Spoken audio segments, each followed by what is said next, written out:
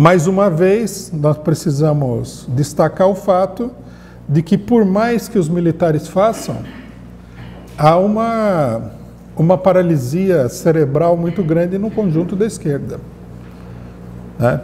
Ninguém, por exemplo, assume a posição democrática elementar, que é militares só no quartel.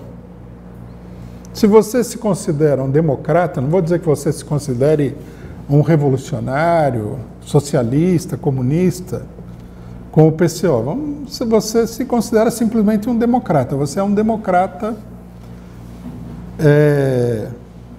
defensor, né, dos direitos democráticos. Se você tem essa posição, deveria assumir claramente o posicionamento de que os militares têm que voltar ao quartel. Os militares não têm que atuar na situação política do país. No Brasil, graças às iniciativas da direita e dos próprios militares, e graças à paralisia da esquerda, já está se tornando uma coisa de senso comum que a presença dos militares nas ruas do país é uma coisa normal. Não, isso não é uma coisa normal. A presença dos militares na rua do país, das ruas do país é uma ameaça aos direitos de toda a população.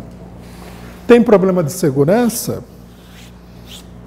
Do ponto de vista da burguesia em geral, usa a polícia, que já é super sanguinária e violenta, né? Aí inventaram agora que o problema é que a polícia, a polícia militar passou de ser o ídolo da garotada que saiu na rua para ser a coisa mais corrupta que tem no mundo. Não sei se vocês perceberam essa pequena mudança na polícia militar.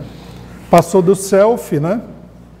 Os defensores da humanidade, para serem as pessoas mais corruptas do mundo, que o exército precisa intervir, destituir todos os chefes de polícia e tal, para moralizar a situação da polícia. Logicamente que esse tipo de coisa é uma manobra. Depois também é o seguinte, se a polícia é corrupta, e os militares? Quem que deu a eles assim uma carta de absolvição de todos os pecados possíveis e imagináveis? Ninguém. Tudo isso é uma manobra política muito publicitária para convencer os incautos, né? A única posição democrática nessa questão é: os militares não têm que estar na rua. É o mínimo que a gente tem que exigir em se tratando de Forças Armadas. As Forças Armadas, elas foram constituídas para a guerra, para a defesa nacional e não para intervir como elas estão fazendo no Rio de Janeiro. Então, há uma certa legitimação disso daí, graças à posição da esquerda, que com isso vai abrindo caminho para todo tipo de aventura direitista, né? Queria chamar a atenção de vocês para o seguinte fato: isso não é uma conduta nova, né? Sempre que você tem, em todos os países onde houve golpes militares, e de um modo geral em todos os países onde as Forças Armadas são uma ameaça, sempre aparece um monte de pessoas de esquerda para dizer que não, as Forças Armadas são legalistas, etc. e tal. Nós temos que lembrar a famosa frase do Prestes, né, que foi proferida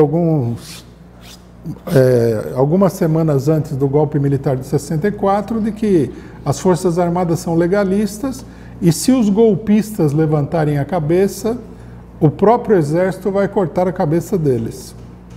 Então nós estamos esperando até hoje esse corte de cabeças aí, e o país amargou mais de 20 anos de ditadura.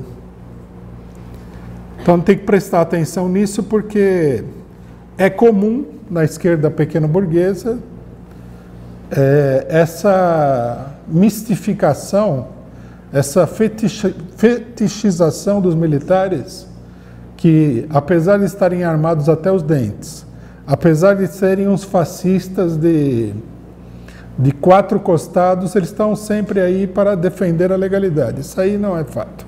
Isso aí não é assim e não tem nada a ver uma coisa com a outra.